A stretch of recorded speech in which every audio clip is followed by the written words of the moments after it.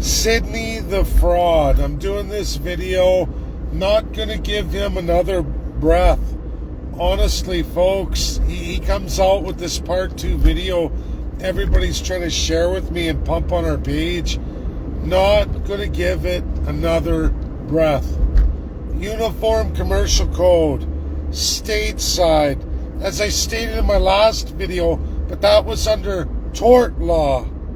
This guy's now jumping over, extremely showing you, oh look, I'm registered. Well, one, in his first video, so he's a silver spoon-fed guy who inherited an estate. This is what's happened. I know from his last video, now the second one. So he got an estate inherited to him, and then he went out and took out loans against that state, which do get registered stateside. And yes, it's under credit and banking law. This is universal. Average people who've never inherited anything or have never received some kind of state settlement that they were named to, and then of course they get all that, and sometimes there's liens against the estate, or sometimes it's you who gets the estate and then you take out loans for other things. Maybe you want to go buy that brand new sports car that came out that year, and so you use your estate as collateral. In the United States and all states, and I watched him do his forms and he thinks he's fooling me. Organization, state level, nothing to do with your birth certificate, everything to do with a lien put against you and your estate.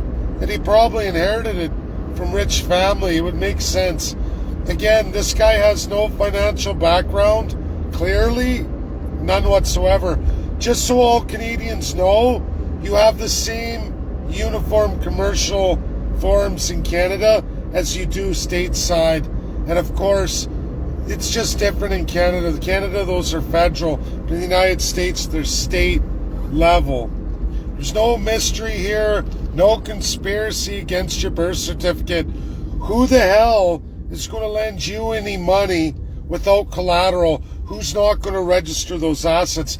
And I think Canadians and Americans, at least at the average level, whenever you've took out a credit card, a loan, and you stop making payments, all that, they revert you under those forms, and that's how you get registered, at least with collections. You wonder, how did that happen? At some point you had to give your social security, it might be a different name in the United States, but our SIN number here in Canada, I think it's a social security number too in the US.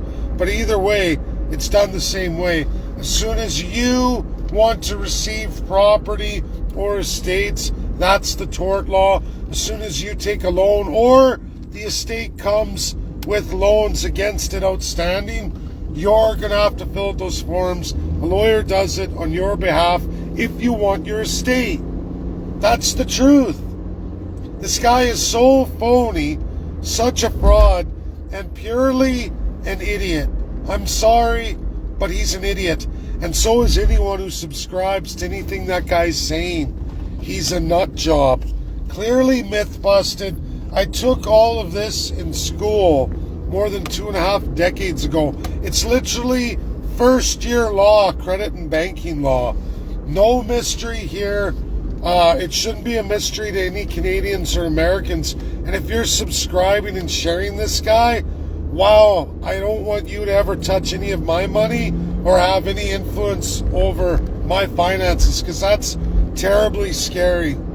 Terribly scary at a very low intelligence level. Like, I get it. People don't go, if you don't go to school, a higher education for this stuff, you won't be learned in it. But I took it. It was an elective in school. I wanted it. It's under finance.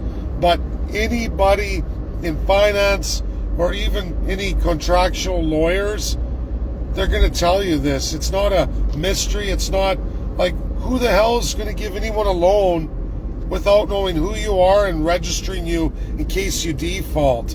And that's not a conspiracy or something you're born with. It's just called, you want to enter the world, you want to borrow money. No one's going to give you money without knowing who the hell you are. and having a basis of remedy, aka collateral. We all know this. If you ever had a mortgage on a house, you're going to go through it. You ever borrowed to get a new car or even a used car, but anytime you've entered the credit system, you're going to go through these things. It's just most people aren't wealthy. They've never received an estate. They weren't 18 years old. Here you go, silver spoon. Here's a massive estate from a grandparent or a parent or whatever the case may be, a trust. And this is what this guy is. And he's a pure idiot. A pure idiot. Uneducated fool. And anyone sharing his stuff is a fool too. An embarrassing fool. It won't be going on our page or any of our group stuff. And I'm getting pounded with the last stuff and now the new stuff. And people are going, this is great. Like, wow, I wouldn't trust you with finances if my life depended on it. And that's really scary. You know what video should go out is this one. Completely in the title alone backs up everything I said.